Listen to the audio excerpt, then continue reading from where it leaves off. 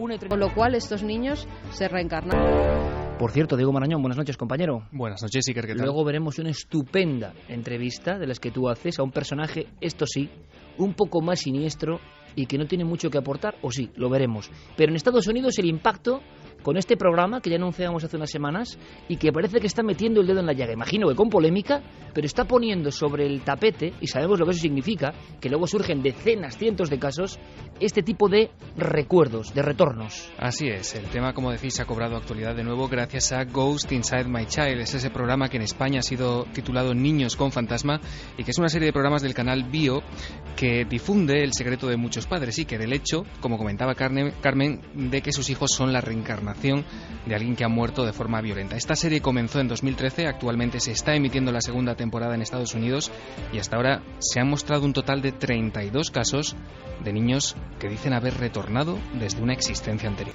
La semana pasada, compañeros, intervenía nuestro compañero Gonzalo Pérez Sarró desde las dependencias policiales de un lugar en Extremadura.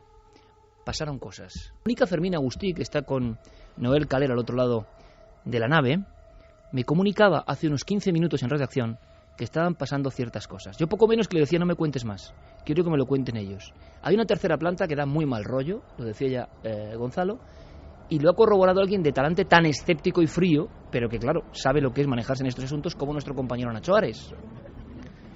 A mí me gusta mucho que Nacho esté en estos fregados, y sobre todo si pasan cosas. Nacho, buenas noches. ¿Qué tal, Iker? Buenas noches. ¿Dónde te encuentras?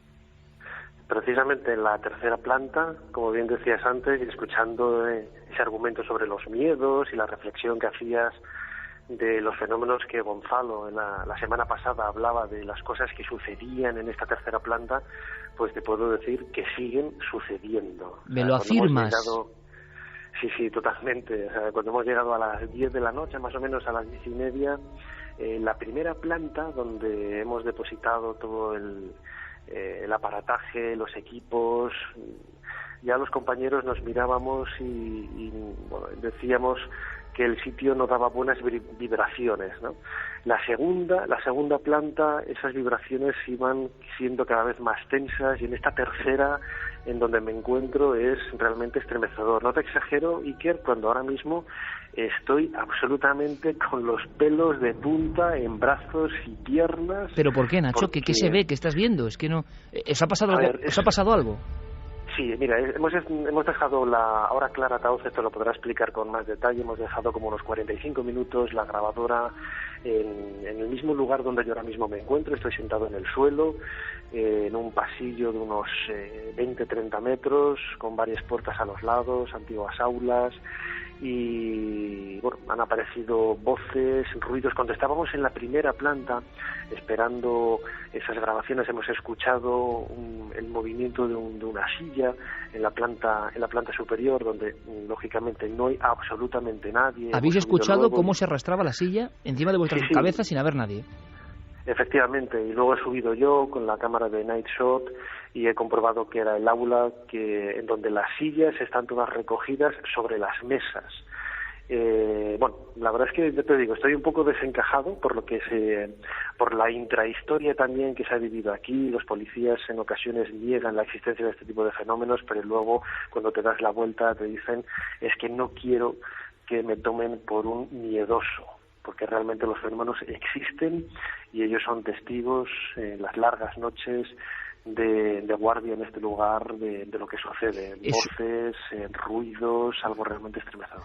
Nacho, tú eres una autoridad en el ámbito de la historia, como bien saben todos los oyentes. Luego haces un programa absolutamente ortodoxo, pero tienes los redaños, pues como los puede tener Gaona desde la ciencia, tú desde la historia, de no tener ningún rubor en meterte en camisa de 11 varas e investigar. Y te estoy notando, y te conozco también hace mucho tiempo, como muy nervioso y muy impactado realmente. ¿Por qué? ¿Ese sonido de la silla ha sido tan claro de que estaba empezando a pasar algo que no controlabais? Sí, porque además cuando estábamos escuchando la grabación que había realizado Clara, pues empezaban a aparecer las primeras voces, ¿no? Y era el momento que yo había elegido para subir a la segunda planta, no a esa tercera, a la segunda, con la cámara de Night Shot para hacer un barrido, un recorrido por el sitio, ¿no? Y José Alberto, el cámara, pues es testigo. Yo he tenido pánico y he dicho, entro y salgo. Y en efecto, luego me lo he pensado 2 veces, Nacho, eres un profesional, y he hecho el recorrido, pues con más miedo que otro tipo de talante, pero bueno, y esta tercera planta es todavía peor porque la temperatura incomprensiblemente baja, no sabría decirte, ¿no? Pero estaremos a unos 10, 12 grados. En el resto del edificio hay una temperatura relativamente agradable, ¿no? Unos 17, 18 grados.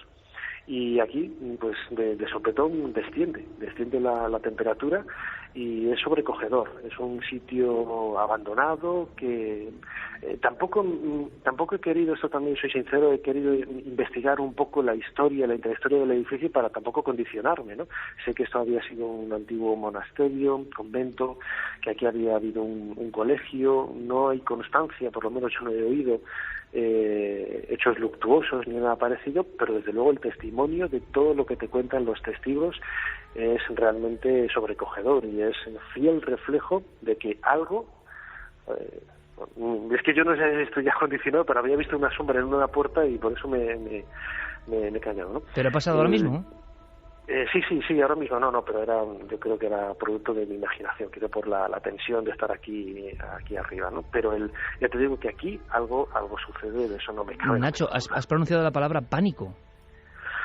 Sí, o sea, yo cuando he subido a la segunda planta hace como 1 hora con la cámara de Night Shot, pues he tenido una especie de ataque. Mira que yo he estado en sitios, pues en estas 5 temporadas que llevo trabajando para Cuarto Milenio, en lugares realmente sobrecogedores, no estremecedores, pero nunca he estado en un sitio como este, y tampoco es que es un sitio absolutamente oscuro, ¿no? Porque claro, aquí están las luces de seguridad y se ve perfectamente. Es una luz amarillenta, bastante oscura, pero se ve perfectamente. No tengo linterna ni nada, pero es la sensación que percibes de esas puertas, ¿no? Y luego un testigo esta tarde que nos hablaba también de una experiencia también sobrecogedora. Yo creo que es el primer testimonio hace unos 10 años que se vivió aquí, de una serie de luces que cruzaban las puertas y los umbrales de este pasillo, que realmente pues sobrecoge y te demuestra, como digo, Iker, que aquí algo pasa. Nacho, compañero, te agradecemos todos, el equipo y los oyentes, seguro, ¿no? La excepcional crónica y la intensidad y la emoción que se vive en tus palabras, ¿no? Porque a veces uno piensa si tiene algún sentido aproximarse a lugares abandonados para captar qué, si no sabemos muy bien lo que hay. Pero como ha detectado muy bien Nacho, no tiene por qué ser el castillo más tenebroso. A veces vas a lugares aparentemente tenebrosos o incluso con una historia luctuosa y el radar interior está en absoluta calma. Yo sé que todo esto es muy subjetivo y resulta que hay otros sitios donde se disparan todas las alarmas interiores, ¿no? Nacho, lo que vamos a hacer es estar pendientes toda la noche. A la segunda hora conectaremos con vosotros de nuevo para desarrollar más en amplitud todo lo que esté pasando. Os damos tiempo a preparar las cuestiones. Si es posible, incluso, como hizo Gonzalo muy bien, y hablaremos luego con él, escucharemos algunas grabaciones, si es posible también, a ver cómo podemos hacer para pasar el sonido. Sí, ahora intentaremos mandarlo. Exacto. Y poder analizarlo todo. Y sabes que te lo agradezco un montón porque estábamos todos ahora mismo con los pelos de punta como tú, porque te conocemos muy bien. Y entonces sabemos que algo debe estar pasando, que nuestro compañero Gonzalo andaba cogiendo muy bien el anzuelo y que estamos en uno de esos sitios que no solo es departamento policial ahora, sino que ha sido muchas cosas. Sí. En cualquier momento pides paso, Nacho, ¿vale? Venga, de acuerdo, Iker. Un abrazo grande. Voces, Clara, buenas noches. Buenas noches a todos. ¿Cómo estáis? ¿Segunda planta? Yo estoy en la segunda planta, efectivamente. ¿Qué ha pasado, Clara? Bueno, pues aquí, como ha comentado Nacho, efectivamente, estando abajo, hemos oído, pero con total claridad, el sonido como si alguien arrastrara una silla, procedente de esta segunda planta, que como sabes está vacía. Y efectivamente las sillas están colocadas, las que hay, sobre los pupitres, es decir, no está ninguna en el suelo. ¿Habéis grabado cosas? Sí, eso ha sido en la tercera planta. Hemos hecho una grabación larga de 45 minutos aproximadamente, tanto con el micrófono Yeti directamente conectado al ordenador como con grabadora digital. Lógicamente lo de la grabadora digital no hemos podido escuchar todo, pero sí que hemos tenido la precaución de poner, digamos, la onda visual de la grabación en el ordenador. Y nos hemos ido directamente, por la falta de tiempo más que nada, a los puntos donde hay como oscilaciones, o se ven en el gráfico que hay un punto, ¿no? Y ahí hemos visto que en algunas partes hay algunas voces y sonidos un poco como estruendo. Es que Gonzalo sacaba también estruendos. Y es que luego veremos un zumbido y unos estruendos que son tremendos y que evidentemente tendréis que estar oyendo, ¿no? Y no habéis escuchado nada. No hemos oído nada. Y exceptuando lo de la silla que te he comentado, ¿no? Lo curioso de esto es que efectivamente los policías con los que hemos hablado y que también entrevistó Gonzalo, una de las cosas que dicen que escuchaban precisamente son como grandes estruendos, como si se cayera un muro o se arrastraran muebles, ese tipo de sonidos, pero sonidos fuertes. ¿Tú tienes la sensación que tiene Nacho, Clara? Yo a Nacho lo estoy viendo especialmente impresionado esta noche. Yo también lo conozco hace bastante tiempo, sé de su escepticismo. De hecho, yo he estado en bastantes lugares con él haciendo este tipo de cosas hace años. Y siempre pues él, bueno, no es que se lo tome a chufla porque no es el caso, pero sí que desarrolla para mi gusto, un sano escepticismo que, bueno, pues a veces le convierte en una persona irónica, ¿no? Tú lo sabes muy bien. Y yo le estoy viendo esta noche muy impresionado. Yo sí tengo que decir que, hombre, el sitio desde luego buen rollo no da, eso sí te lo puedo decir, pero quizá yo creo que a él lo que le ha matado, entre comillas, ha sido el poner esos puntos de donde estaban las grabaciones y comprobar que hay cosas. De hecho, parece que en alguna hay como una especie de grito de niño, luego hay una especie como de campanas y esos estruendos que tampoco tienen explicación, porque suenan muy cerca del micrófono. Vamos a aprovechar y vamos a hacer una cosa, cambiando mínimamente el esquema. Ahora entramos en nuestro dossier, pero le voy a pedir a Noel Calero que seleccione dos sonidos que obtuvo Gonzalo, porque creo que es el momento, porque no esperábamos esto, ¿no? Que lo que se graben sean estruendos. Y quiero hablar enseguida con Gonzalo Pérez Sarró, con nuestro compañero. Gracias, Clara, luego conectamos, si te parece, y lo que intentaremos es alguna de esas voces que habéis captado en tiempo real, que esto es increíble, a ver si de alguna forma podemos enviarlas. Vamos a intentar enviar, si tenemos posibilidad de conectar con wifi en algún dispositivo, intentar enviarlo a... Vamos a ver si podemos, para a partir de las 3 meternos con todos vosotros en ese edificio.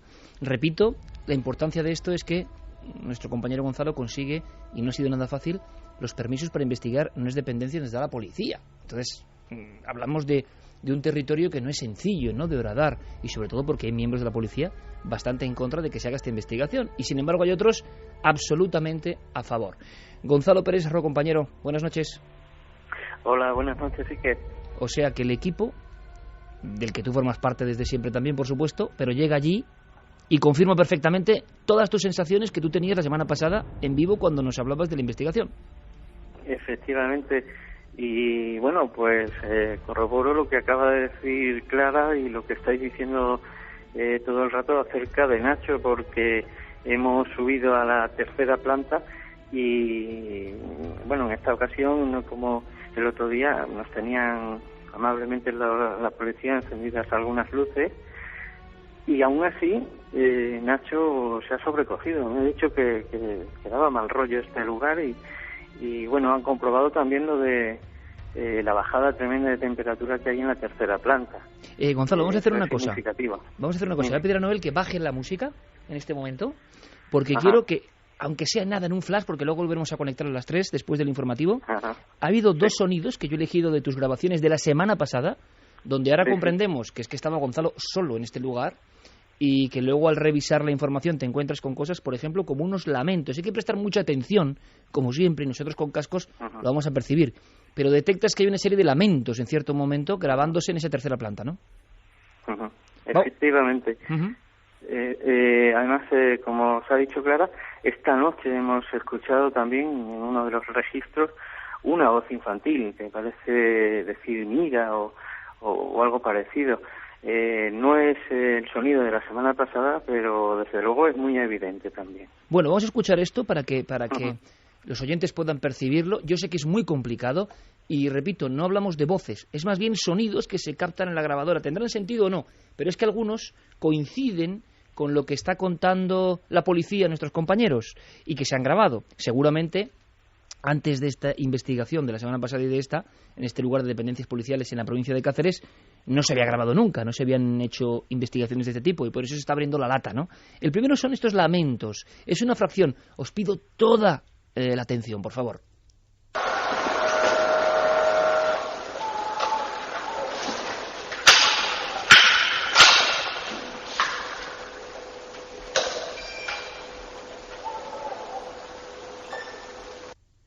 Son como unas voces de fondo que dices, puede ser el exterior que se está colando de alguna forma. Es siempre una posibilidad y lo dejamos ahí. Luego hay unos golpes que no entendemos de dónde vienen, porque son golpes como muy próximos, ¿no? Muy cercanos a la grabadora. Vamos a escuchar el segundo, que me parece todavía más raro. Son unos zumbidos y que tú te los encuentras en la grabación, Gonzalo, a posteriori. Ahora nos comentas, porque son unos zumbidos como muy fuertes, muy evidentes. Tú tienes que estar escuchando esto. Ahora nos cuentas, ocurría esto la semana pasada y se quedó esto en las grabadoras de nuestro compañero en absoluto silencio. Veréis porque es muy fuerte y muy desagradable, ojo. Y es largo, por tanto, vamos a meter solo un fragmento.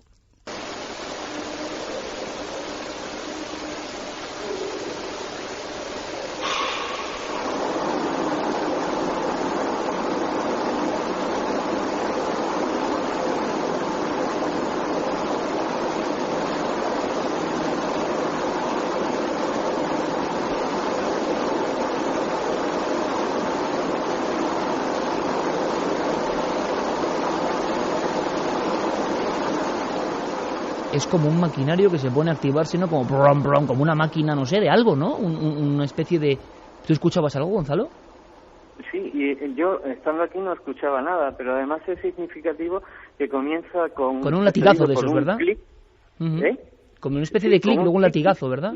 Y finaliza a los 6 minutos nada menos con otro clic.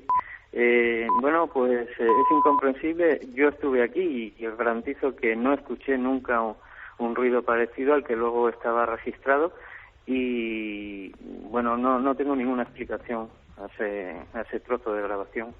Bueno, luego escuchamos lo que estáis obteniendo en tiempo real. ¿Te parece, compañero? De acuerdo. Gracias por todo tu trabajo, Gonzalo. Nos escuchamos a las 3 en Conexión en Vivo. A vosotros. Gracias. Hasta luego. Actualidad en torno a nuestros programas en navedelmisterio.com, el portal hacia lo desconocido. Búscanos también por Nave del Misterio en Twitter, Facebook y Google+. 2 en punto. Decías, Carmen, que te sonaba algo y a mí me ha sonado lo mismo, porque además es un sonido con cierto eco, con una reverberancia que todos hemos escuchado en nuestro tiempo de escuela. Sí, bueno, a mí nunca me han dado. O en la mesa, ¡pam! A mí nunca me han dado ni en la mesa, si no se la podían tragar. Pero sí que en los tiempos de nuestros padres era muy normal, por ejemplo, con una regla cuando los profesores, pues los niños se portaban mal, en la mano, ¿no? Cuando eran castigados, les daban. Y me recordaba un montón esos golpes secos que a veces vemos en las películas que hablan de orfanatos y de repente ¡zas, zas, zas! Cuando les dan en la mano o en el culo los azotes, ¿no? Con la regla de madera, muy seco, muy rápido y además seguidos, con esa cadencia que tienen. Exactamente. Con una vibración, ¿verdad? Sí, bueno, sí. Vamos a meternos en otra investigación que tiene que ver con niños y tiene que ver, quién sabe si con vidas pasadas. Lo dejamos ahí, solo para vuestra aportación de datos, solo para que sepáis un poco más de algo que está generando mucha polémica en Estados Unidos. A raíz de esta polémica vamos a aprender cosas seguro. ¿Tú en qué crees? Soy científico, creo en los datos. ¿Científico? Uh-huh. ¿Y qué investigas? Biología molecular. Siento una especial fascinación por el ojo. ¿El ojo? ¿Por los ojos? Los ojos. ¿Y por qué? El ojo es el punto de conflicto que la gente religiosa utiliza para desacreditar la evolución. Lo utilizan como prueba de un creador inteligente. Un creador inteligente. Dios. Quiero zanjar el debate de una vez por todas con claros y concisos datos. Datos de cada etapa de la evolución del ojo. ¿Por qué tanto empeño en negar la existencia de Dios? ¿Negarla? ¿Es que alguien ha conseguido probar su existencia? Susan y John son los padres, se casan muy jóvenes, tienen una hija que se llama Jill y a los 18 años, cuando esta niña ya es mayor, pues viene un pequeño que llaman James Masino. El niño es un niño muy espabilado, desde pequeño era muy bueno, eso sí, dicen sus padres que lo recuerdan como feliz, alegre y como con muchas ganas de aprender cosas. Un niño que se fijaba absolutamente en todo, pero que de repente un día empieza a tener un miedo.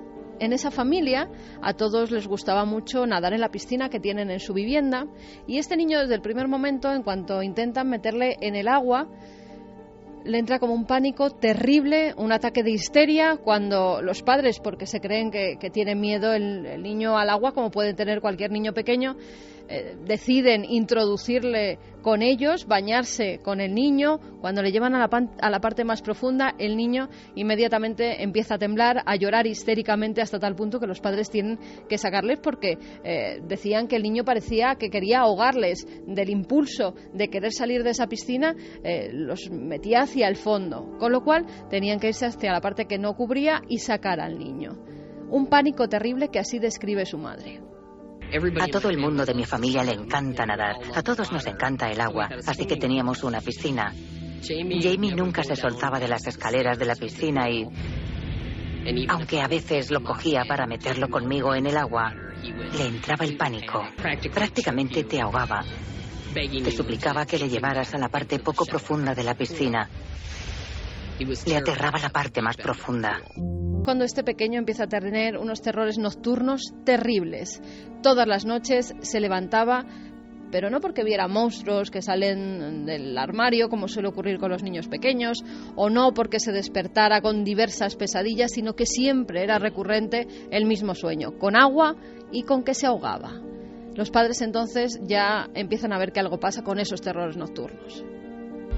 Nos preocupamos cuando empezó a tener esos terrores nocturnos y se lo comentamos a su médico, quien nos dijo que el sonambulismo era más normal de lo que pensábamos. Pero nosotros estábamos preocupados porque nos disgustaba que sucediera constantemente. Terrores nocturnos es la expresión perfecta. Le aterrorizaban, pero eso fue solo el principio. Durante los terrores hablaba y lo hacía sobre agua o sobre hundirse o irse a pique.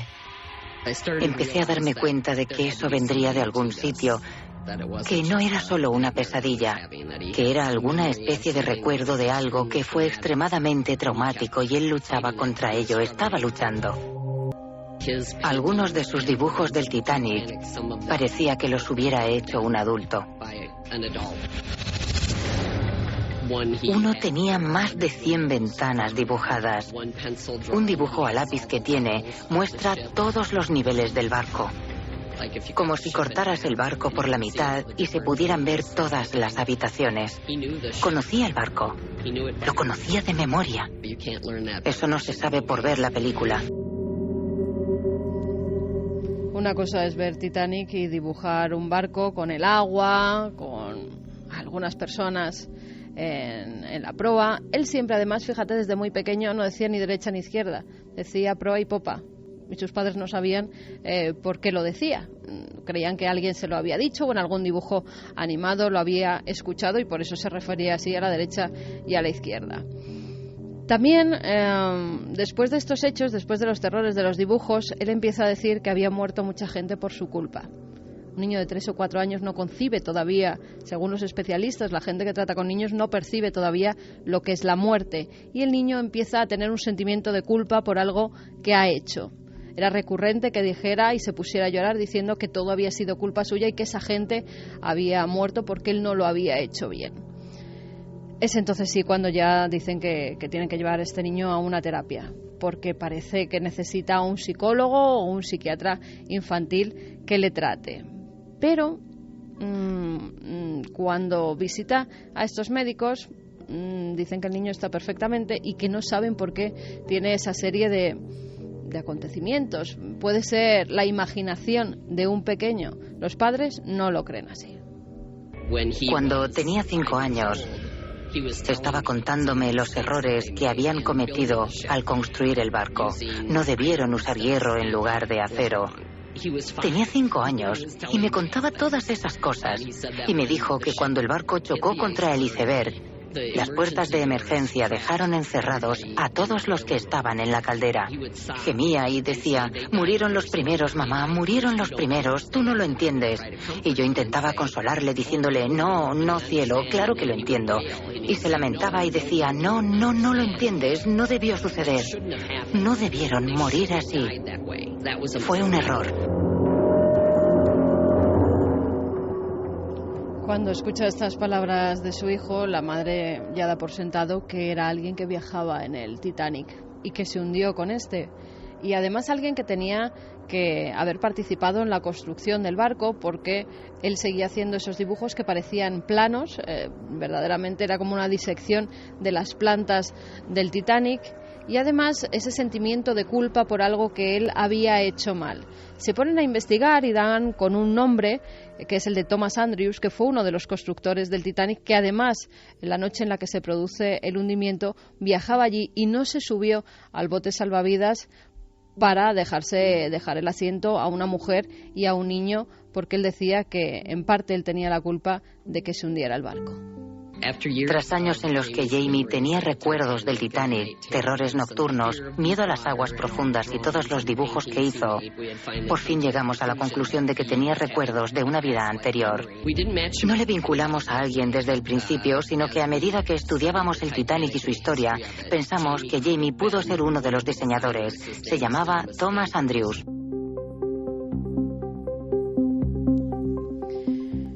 Después de saber los padres más o menos a quién pertenecía esa otra personalidad que su hijo parecía generar, se produce cerca de su localidad.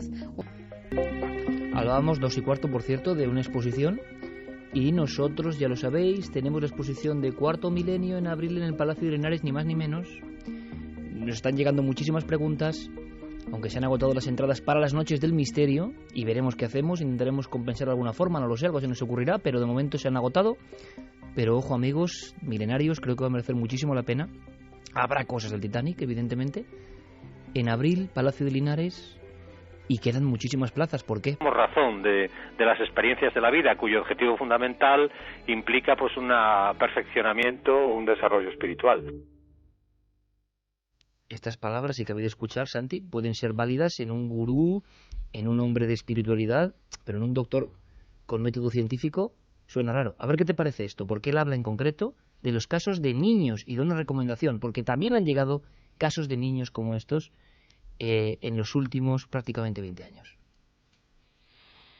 Yo creo que los niños tienen una característica muy importante a considerar, y es que casi siempre dicen la verdad. Un niño es muy difícil engañarle, y un niño casi siempre dice las cosas en su discurso y con su naturalidad, con suma transparencia.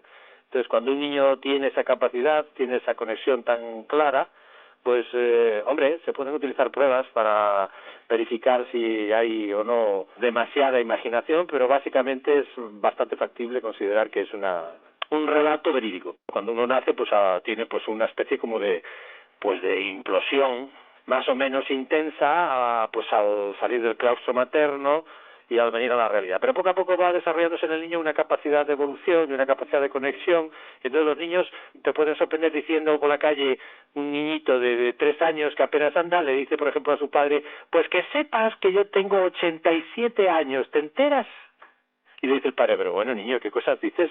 Tienes 3 años. Y el niño se coge un berrinche total y va discutiendo con el padre a lo largo de la acera, contándole sus 87 años, que en el fondo no es más que el recuerdo y la experiencia que tiene de la última vida que vivió, claro. No es tanto que tengan una gran capacidad emocional ni una gran capacidad sensitiva, sino que si lo ves desde una perspectiva de una concatenación de experiencias, se encuentra más lógico su narración, más que como una especie como de imaginación desbordada. No, lo que están diciendo es lo que están diciendo. Escúchele al niño, atiéndale y observe lo que dice, que verá como lo que dice tiene sentido.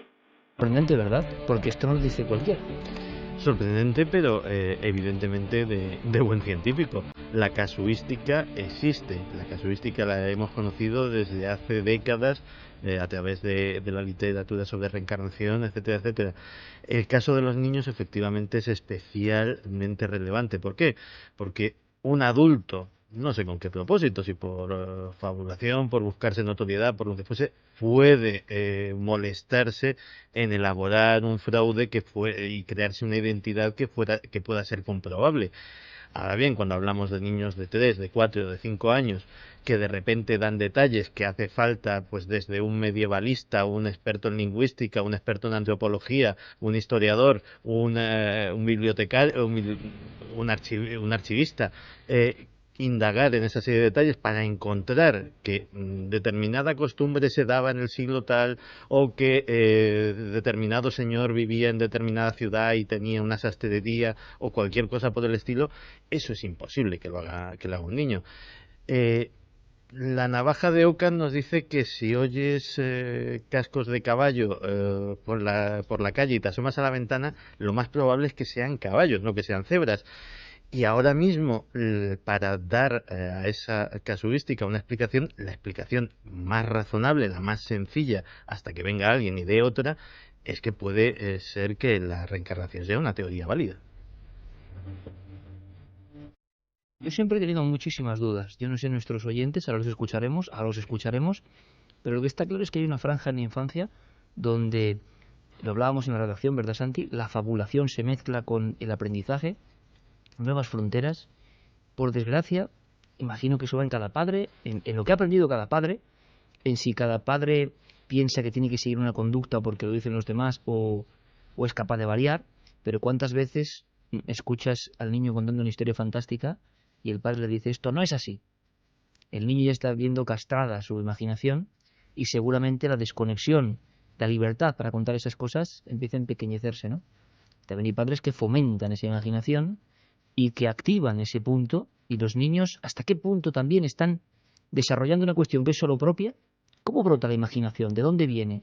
Yo creo que son tantas preguntas todavía por saber de esa franja absolutamente mágica, porque sí que sabemos que después de cierta edad ya todo tiene como unos raíles, pero ha habido esa etapa salvaje, esa etapa de hiperconexión con la vida, con las fuerzas primigenias de la vida posiblemente, que se expresan ante un niño. Se expresan a través de la voz de un niño. Y a veces esa voz llega a los adultos. Y los adultos nos da la impresión que ya hemos desaprendido todo. Y que nuestro papel es el de censores. Quizá escuchando, como dice Vicente Ortiz, Universidad de Salamanca, que está escuchando al niño con la mente abierta. Comprendamos algo del origen de nuestro propio misterio. Más allá de si hay reencarnación o no, que yo no lo sé y nunca he creído realmente en ella porque no la entiendo muy bien. Pero lo que yo creo no tiene ningún sentido, porque yo soy el primero que puede cambiar la teoría si me demuestran lo contrario. Pero lo que está clarísimo es que hay como un magma creativo y que no tiene una fácil explicación. Los niños son auténticas bombas positivas de imaginación, en desarrollo permanente. Y de vosotros depende, si sois padres, fomentarlas o limitarlas. Por desgracia la vida ya tiene bastantes limitaciones, ¿no? Para que en este momento mágico ellos no puedan dejar sus sueños abrirse paso. Esos sueños nos llevan a anomalías, evidentemente. Como el caso 2, Diego. Sí, es el caso de Luke, otro de estos niños. Sus padres son Nick y Lisa, una pareja que se conoció en el instituto, que después fueron juntos a la universidad. Son gente Iker de mente bastante abierta, pero a pesar de eso confiesan en este programa que nada de lo que habían estudiado les preparó para lo que ocurrió cuando este bebé nació. Luke fue un bebé que se desarrolló muy rápido, aprendió a hablar muy pronto y desde el principio fue muy cuidadoso. Dicen esto precisamente, cuidadoso, y se refieren a cosas como tener mucho cuidado, por ejemplo, con los fuegos de la cocina. Sin haberse quemado, sin haber tenido ninguna mala experiencia, el niño sabía perfectamente dónde no debía tocar. Pero lo primero que le hizo sospechar a su madre de que algo extraño ocurría con este bebé, fue cuando dijo que antes de ser un bebé había sido una chica que había tenido el pelo negro. Evidentemente su madre le corrige, porque se extraña muchísimo de que el niño esté diciendo eso, pero el niño insiste, el niño sigue sacando el tema de vez en cuando. Su madre decide, como ocurría en el caso anterior que nos ha narrado Carmen, no prestarle demasiada atención al principio, cree que pueden ser fantasías. Pero una vez que están jugando en el jardín, su madre y Luke, su madre encuentra una especie de insecto, un escarabajo, y Erika, que es su madre, le pregunta al niño cómo quiere llamar a ese insecto. El niño dice que va a llamarla Pam. Y la madre se queda muy extrañada, no sabe de dónde ha venido eso. Después, Luke, digamos que adopta ese nombre y comienza a llamar Pam, a bautizar así a cualquier objeto que simbolice a una chica, pone por ejemplo ese nombre a uno de sus peluches, y nadie sabe muy bien de dónde viene esto. La clave parecía estar en ese nombre, en Pam, y la llave de ese misterio la tenía Luke. Escuchamos. ¿Quién es Pam?, pregunté, y él me miró y me dijo, era yo. Vamos, lo era antes. Luego morí, subí al cielo y Dios me envió de vuelta. Y cuando me desperté, era de nuevo un bebé y me habíais llamado Luke. 2:26 de acción mental. Los investigadores del lenguaje hablan de lo innato. Bueno, pues ustedes me dirán, vosotros me diréis. Lo innato quiere decir que estáis siempre, antes del nacimiento. ¿Desde cuándo? ¿Cómo que innato? No es aprendido, está ahí con nosotros. Seguimos con el caso Diego. Pues sí, evidentemente esa fue la reacción de los padres de Luke. Se quedaron absolutamente helados, petrificados, sobre todo porque, para empezar, el niño supiera lo que significaba la muerte, ¿no? Porque ni siquiera era una familia religiosa, nunca le habían hablado de algo así, tampoco tenía por qué conocer este niño qué era el cielo, qué era Dios. Esos conceptos no eran habituales en su núcleo familiar. Su abuela fue la primera en apuntar a una posible reencarnación, por lo que apuntábamos al principio, porque sus padres tenían una mentalidad más bien científica y se resistían a creer este aspecto. Siempre hay alguien del entorno, Diego, por lo que estamos viendo, y eso puede dar lugar a sospechas, a contaminaciones, lo que vosotros queráis, pero siempre hay alguien dentro del entorno familiar que en un momento dado, y esto yo no sé si aviva la cuestión o la falsea, no lo sé sinceramente, pero que ¡pum!, surge con la carta de, oye, ¿y si esto va a ser, no?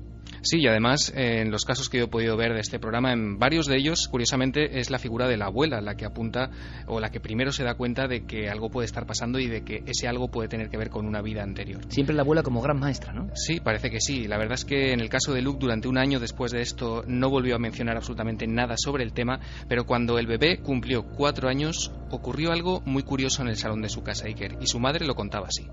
Luke tenía 4 años y estábamos viendo la tele. Salió algo sobre un bombardeo y apareció una fotografía de un edificio con un agujero a un lado. Luke dijo, no quiero seguir viendo esto, me da miedo, no quiero verlo más. Y yo le dije, vale, no tenemos por qué seguir viéndolo, pero no pasa nada. Todas las personas que salen en ese programa están vivas, ¿no es de verdad? Y me miró y me dijo, ya, pero yo morí. Y no me gusta pensar en ello, me pone triste. Yo le pregunté, ¿recuerdas cómo moriste?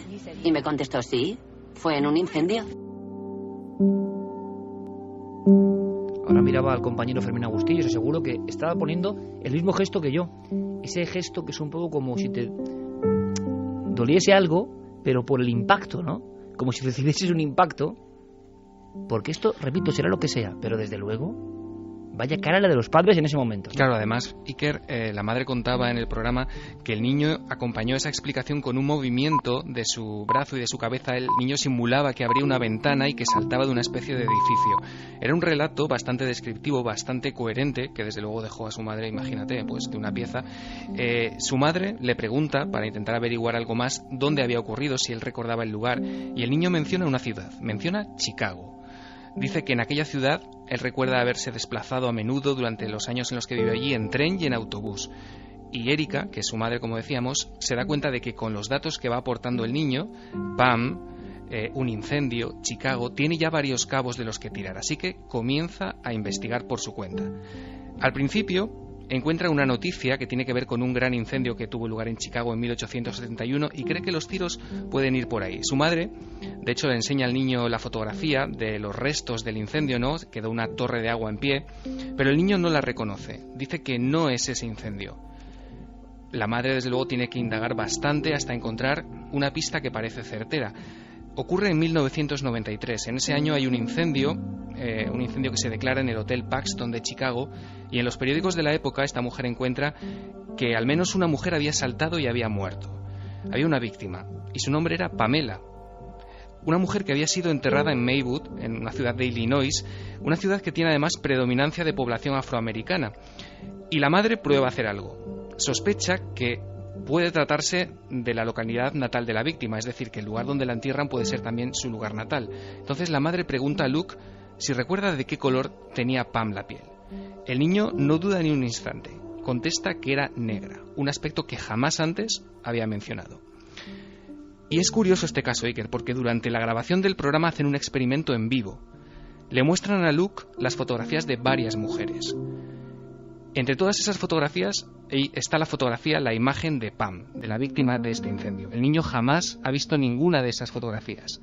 Y fíjate lo que ocurre durante la grabación del programa.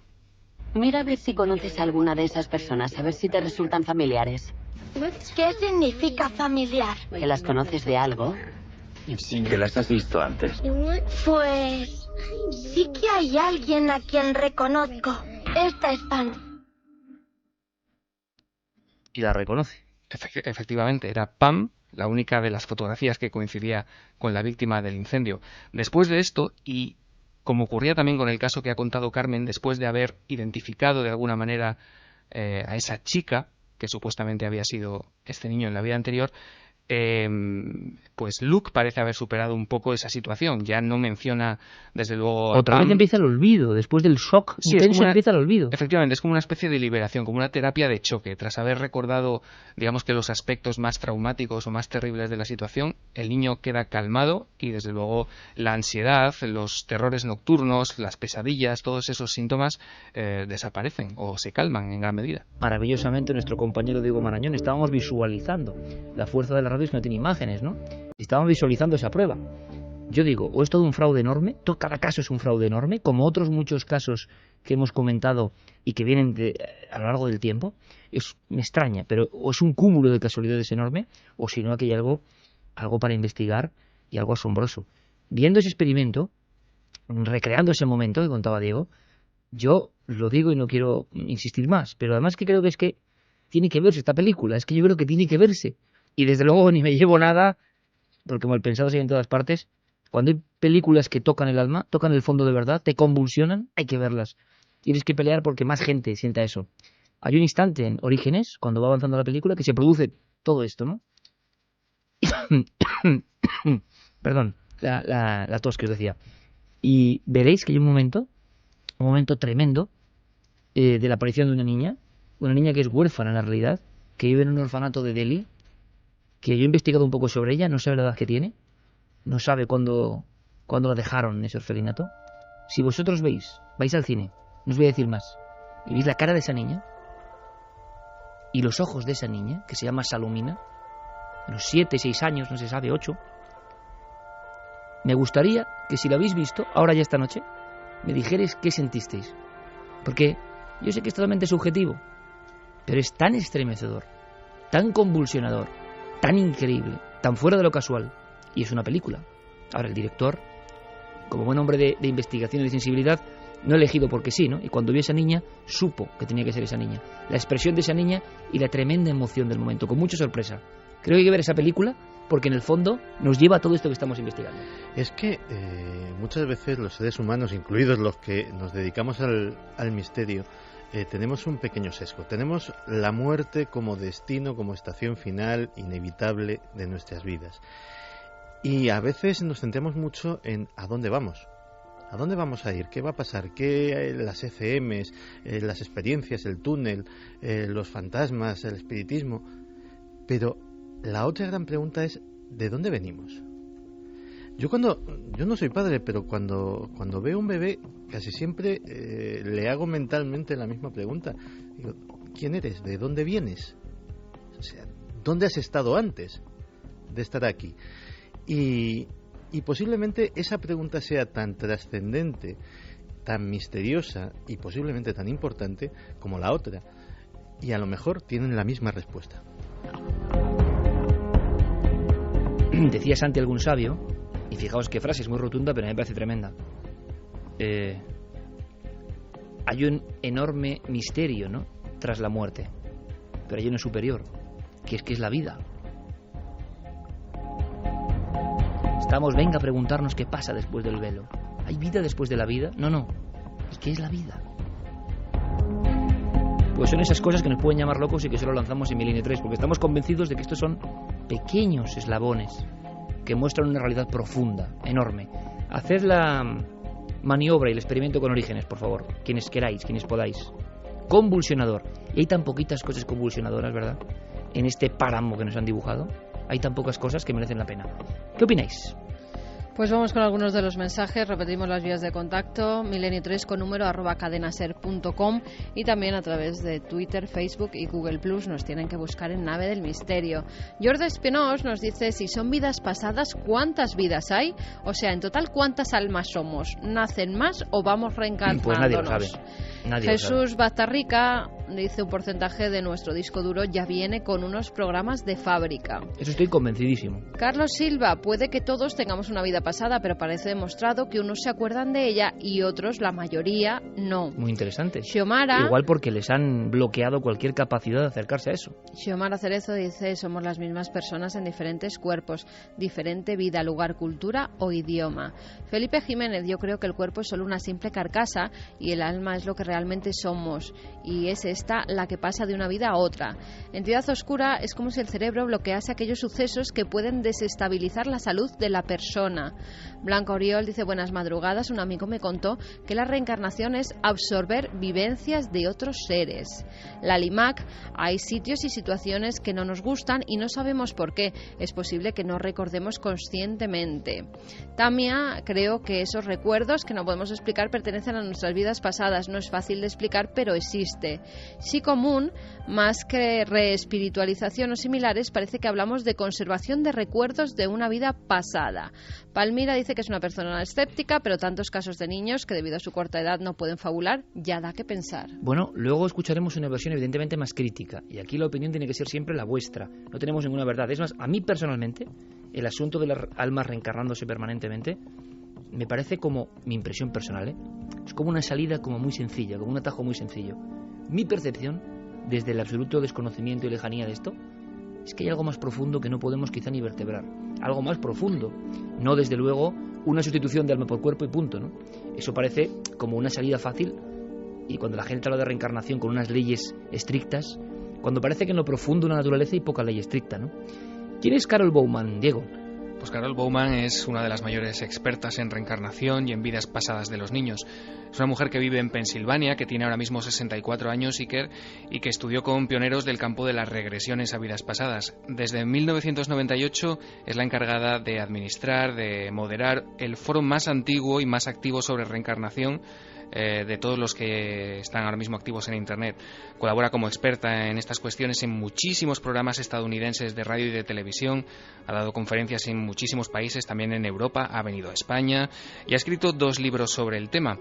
Lo curioso es el motivo de su aproximación a estos temas. La fascinación por este asunto tiene mucho que ver con su propia vida, porque su hijo Chase fue protagonista cuando solo tenía 5 años de uno de estos supuestos recuerdos de otras vidas. Fue a esa edad cuando Chase, que hasta entonces había sido un niño absolutamente normal, empezó a sentir un miedo cerval hacia los petardos, los cohetes y en general hacia cualquier pequeña explosión o ruido potente que tuviese lugar a su alrededor. Y a eso se le añadía, y esto es interesante, un elemento físico. Era la presencia de unas extrañas marcas cutáneas, una especie de eczemas en una de sus muñecas. ¿Y qué explicación había? La clave llegó para Carol Bowman en una serie de sesiones de hipnoterapia en las que el niño pudo recordar que en una vida anterior había sido un soldado de raza negra que había muerto durante una batalla en la Guerra Civil estadounidense. Una explosión de pólvora que Chase narró durante esas sesiones con todo detalle le habría destrozado las muñecas, y el niño recordaba incluso haber sido atendido en un hospital, recordaba cómo le habían curado esas heridas que sin embargo le provocarían la muerte a las pocas horas. El impacto de su madre, de Carol Bowman, ante este relato fue tan enorme que desde entonces no ha parado de investigar, de recopilar experiencias similares de otros niños, y nosotros en Milenio 3 hemos hablado con ella. Y nos contaba, por ejemplo, qué hacer, cómo aproximarse si de repente te viene el susto, la sorpresa de que tu hijo te cuenta algo así, algo tan extraordinario. ¿Qué hacer? Lo que hay que hacer es asumir el shock inicial, pero a la vez estar abierto a lo que dice el niño, animarle a que hable de ello mediante preguntas concretas, como ¿qué te ocurrió durante esa otra vida? O ¿cómo te sentiste? Hay que animarles a hablar porque en ocasiones los niños necesitan procesar los recuerdos de su otra vida, especialmente si son recuerdos dramáticos. Muchos niños recuerdan morir de forma trágica, y yo creo que esa es una de las razones por las que afloran los recuerdos, porque hay algo inacabado. Lo mejor que puede hacer un adulto si sospecha que su hijo está hablando de algo que no surge de su imaginación es animarle a hablar, dejar al niño que exprese lo que necesite expresar. Así de simple. and let the child express what they need to express. It's that simple. Parece una actitud muy sabia, ¿no? La de dejar que desarrolle esa historia, no castrarla desde el principio. Y repito, cuántos ejemplos, ¿no?, de castración se contemplan diariamente con actitudes, ¿no? Limitar la onda de visión, sobre todo cuando es más mágica, ya lo sabemos, ¿no? O tiene más poder. Y cuando está quizá hiperconectada aún a ese disco duro del que hablábamos, esa especie de ordenador central, ¿no?, que nos ha programado en algún sitio. Bauman hablaba de esas marcas que mencionaba Diego. Unas marcas que parece que se repiten al mismo tiempo que se repite como una estructura, ¿no? Suele ser un elemento luctuoso, un miedo, el que desencadena estas experiencias. A menudo estos niños conservan una marca o un defecto de nacimiento relacionado con alguna herida o enfermedad fatal en su otra vida. Se han dado muchos casos de niños que recuerdan tantos detalles que ha sido posible identificar quiénes fueron anteriormente. Por ejemplo, se tiene constancia de niños con múltiples marcas de nacimiento en esta vida que habrían muerto anteriormente a causa de disparos. Y al comprobar informes médicos y forenses de los fallecidos, se ha comprobado la existencia de una correlación entre las marcas de nacimiento y las heridas mortales. Para mí esto es absolutamente fascinante, porque supone una prueba física de que algo nos acompaña siempre a través de nuestras diferentes existencias.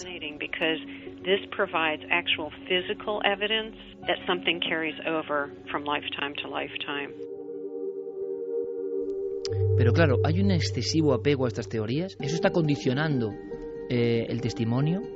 Una cosa es dejar hablar y otra cosa es condicionar con la creencia nuestra, que la potenciamos, y un niño es una esponja absolutamente. Y una cosa es dejarle que desarrolle y otra que le condicione absolutamente y que nos cuente lo que nosotros queremos escuchar. Porque por otro lado, si la reencarnación es así, es tan matemáticamente concreta, ¿qué pasa? ¿Cuántas almas ha habido? ¿Quiénes son? ¿Quiénes somos? ¿Desde qué momento empieza esa contabilidad de una constante rueda? No sé si tiene mucho sentido. Hay algo más, es como errores que nos muestran que se desgarra un velo y que miramos a otro lado. En ese otro lado parece que los sueños se confunden con la propia realidad. Caso 3. Pues es el caso de Elijah Brown. Es un niño que vive en Greenwood, en Carolina del Sur. En mayo de 2012, su padre, que es militar y se llama Matthew, vuelve de una misión que tenía en Irak. En su casa le están esperando su mujer, Leitreama, y sus 2 hijos, Mia Elizabeth y Elijah, este niño. El padre no cuenta absolutamente nada a sus hijos de los terrores que ha tenido que vivir en Irak. No hablan, son los niños pequeños y no hablan pues de esa guerra ni de lo que ha tenido que observar, que ver y que vivir. Pero cuando es muy pequeñito, hasta tal punto que solamente gateaba, no sabía ni andar, el niño parece dejar una pierna atrás y hacer siempre como que le duele.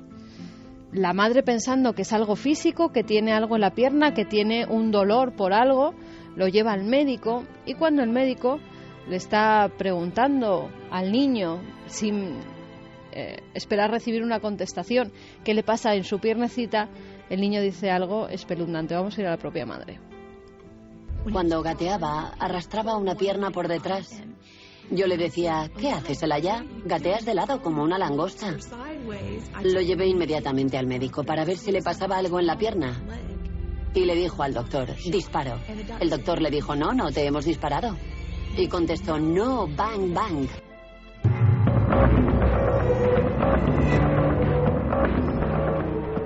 Un niño que solamente gatea, que ni siquiera anda y que ya le diga al médico disparo, bang, bang, ¿no? Como se expresan los niños pequeños cuando quieren decir algo, y por supuesto con esa edad no tienen la capacidad de mentir, no saben mentir. La madre, como suele ocurrir, tampoco le da mucha importancia en ese momento, pero de nuevo empiezan a surgir nuevas cosas. Cuando el niño ya aprende a hablar, Inmediatamente cuando se caía, cuando se arañaba, cuando se hacía daño, él decía: me he caído del avión y no ha dado tiempo a que se abriera el paracaídas. Una palabra además tan difícil como paracaídas, ¿no?, para un niño pequeño que no sabe qué significa. En sus dibujos, esos garabatos que empiezan a hacer los niños, siempre las explicaciones que le da a la madre son gente escondida en la oscuridad, niños tirados por el suelo, sangre y muerte. Sus dibujos empezaron a parecer locuras. Gente escondida en la oscuridad, se veían niños tirados por el suelo o personas estallando y cadáveres por todas partes. Era aterrador. Decía que le disparaban. Hablaba del dolor y de que estaba cubierto de sangre.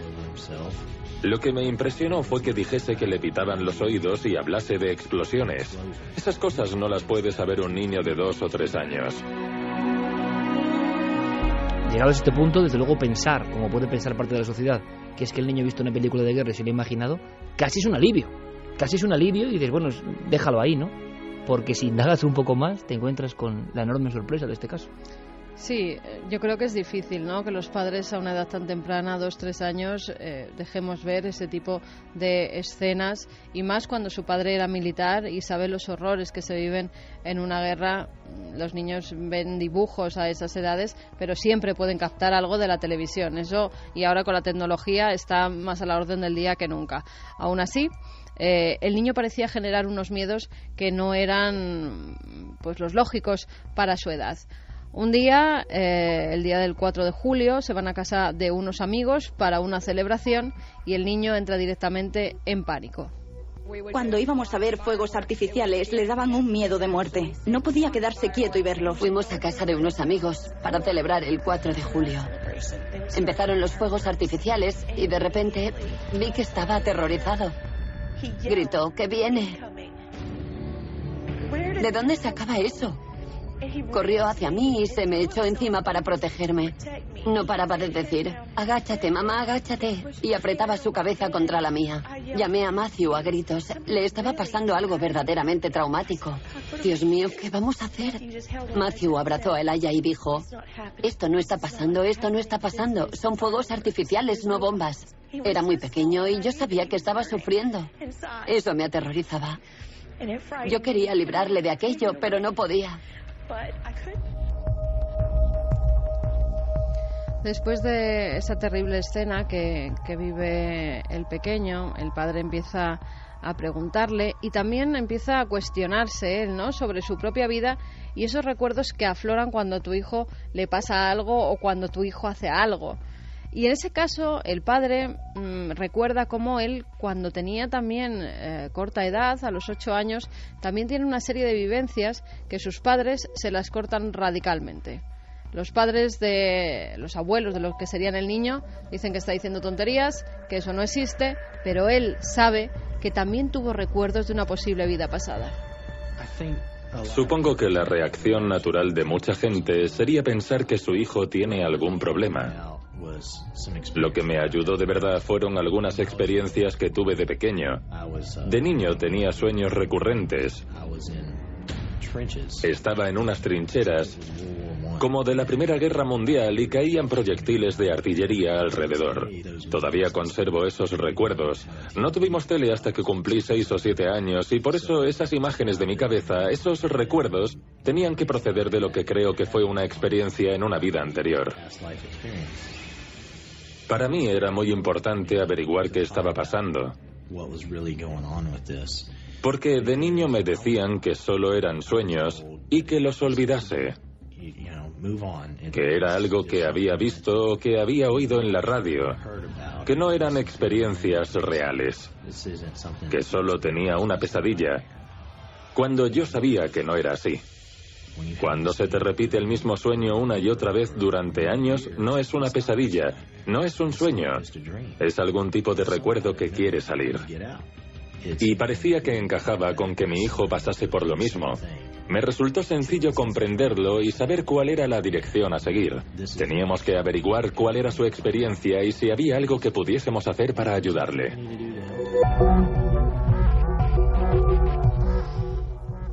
Aquí vemos las dos caras de la moneda, cuando te encuentras con padres comprensivos que parece que quieren ir un poco más allá y buscar qué le está ocurriendo a sus hijos abiertos completamente a todo tipo de posibilidades, y otra parte de la familia, como es la abuela del niño, que incluso tiene miedo a su nieto, tiene miedo a lo que cuenta, a lo que dibuja, a ese terror de las explosiones, de la sangre, de los niños mutilados que hay en sus dibujos. Esas dos caras de la moneda las vive esta familia.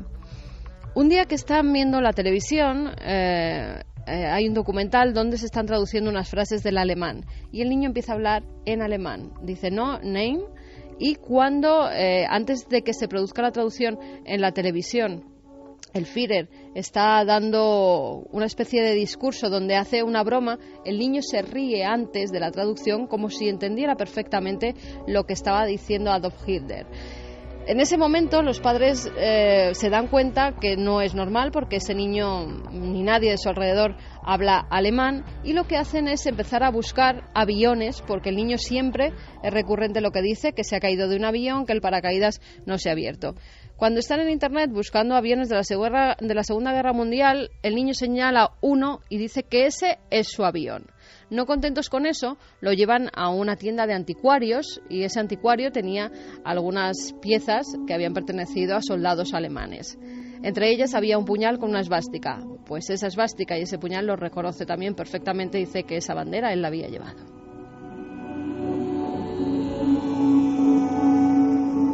El caso, Iker, es que ya creen que es alguien que ha estado de soldado en la Segunda Guerra Mundial. Están de nuevo viendo la televisión y sale el nombre de Peter. Y entonces el niño dice, así me llamaba yo. El aya empezó a hablar de ayudar a poner a los niños a salvo. Hacía dibujos y recuerdo que había una figura pequeña acompañada de niños. Siempre llevaba una pistola y una cruz y los guiaba. Le pregunté a dónde los llevaba. Los sacamos y los llevamos a distintos países. Decía que estaba bajo tierra, ocultándose en cuevas. Casas en árboles. Pensé, ¿pero qué dice? Niños. Era hora de darle sentido. Y nos pusimos a investigar de dónde sacaba todo eso. Busqué rusos bajo tierra. Niños rusos, cualquier palabra clave que hubiese dicho, y de repente aparecieron los partisanos rusos. Lo leí y me di cuenta de que había encontrado la pieza que faltaba. Los partisanos rusos eran un grupo de la resistencia que luchó contra las tropas alemanas en la Segunda Guerra Mundial, y para ayudarlos pues lanzaron una serie de soldados rusos desde el aire en paracaídas que luego se quedaron viviendo en Alemania. Y había un hombre, Peter Petrovsky. Llegaron hasta allí, un teniente que ascendió a coronel tras una batalla en Bielorrusia, tomó parte en un ataque aéreo y cuando lo derribaron se unió al movimiento partisano ruso, con lo cual todo encajaba. Mi madre encontró un libro en una universidad. Hemos mirado como 200 páginas para encontrarme. Hemos encontrado a alguien que pasó por algo igual a lo que yo siento. Todo es de él. Bueno, mío. Encontré a un hombre que empezó como teniente y fue ascendiendo a coronel después de una batalla en la frontera de Bielorrusia. Coincidía con una batalla que había descrito el aya. Tomó parte en el ataque aéreo. Lo habían derribado y cuando se estrellaron se unió al movimiento partisano ruso. Se llamaba Petrovsky. Posible, sí. Es muy curioso respecto a la memoria genética porque sí que ha habido algunos tipos de estudios al respecto, ¿no? En diversos ámbitos, desde los trasplantados, por ejemplo, en el que en el fondo la persona que es trasplantada también es supuestamente capaz de recordar cosas del donante, pero también a través de los niños, e incluso hay una serie de teorías, algunas de ellas curiosamente se acaban de publicar en octubre pasado, de Telegonia, en el cual, por ejemplo, hijos que nacen de segundas parejas, curiosamente, se parecen al primer padre, y no es que haya habido infidelidad. No, se ha postulado, es un hecho además muy curioso, que ya fue descrito por el escritor Émile Zola en el siglo XIX, y bueno, se ha especulado con que quizá ciertos fragmentos del ARN o de otro tipo del esperma masculino influyan sobre los óvulos almacenados en la mujer y de alguna manera se transmitan a esos segundos hijos que, curiosamente, se parecen a las primeras parejas. Entonces, cuando estamos empezando a ver estas fantásticas cuestiones por parte de la ciencia, llega un momento que tampoco podemos descartar cualquier otra cuestión. Creo que debemos de permanecer con la mente abierta y los ojos expectantes. Lo dice un científico. Santi, colofón para esto. Esto está dando mucho que hablar y quizá haya que retomarlo, ¿no? Pues sí, pero efectivamente el mito, que se creía que era un mito de la telegonía, existe en la literatura, hasta Aristóteles hablaba de ello. Efectivamente venía a decir que una pareja anterior podía influir en el aspecto, en la herencia genética de los hijos de un matrimonio posterior. Pero es que un reciente estudio de la Universidad del Norte de Gales ha certificado la existencia del fenómeno. Eso sí, los sujetos experimentales son moscas de la fruta, a las que hacían aparearse con unos determinados machos antes de que las hembras fueran fértiles. Cuando adquirían la madurez sexual, la vida de las moscas es muy corta, unas horas o unos días después la hacían aparearse con otro macho y descubrían que el producto de los huevos, las larvas que tenía esa hembra, tenía características genéticas del primero. Eso ya lo describe hasta Darwin en sus obras, contando la historia de un noble inglés que intentó hacer que se reprodujera una cebra con una yegua y no lo consiguió. Pero luego, meses después, a esa yegua la cruzó con un caballo y el caballo salió con rayas. Historias científicas. Al regreso, después de nuestros compañeros con toda la información al minuto, regresaremos a esa dependencia policial en Cáceres, en la provincia de Cáceres, donde un equipo se ha desplazado y donde veíamos a Nacho Ares, toda una eminencia en el estudio de la historia, realmente impresionado, realmente sobrecogido. ¿Qué está pasando? Lo descubrimos en unos minutos.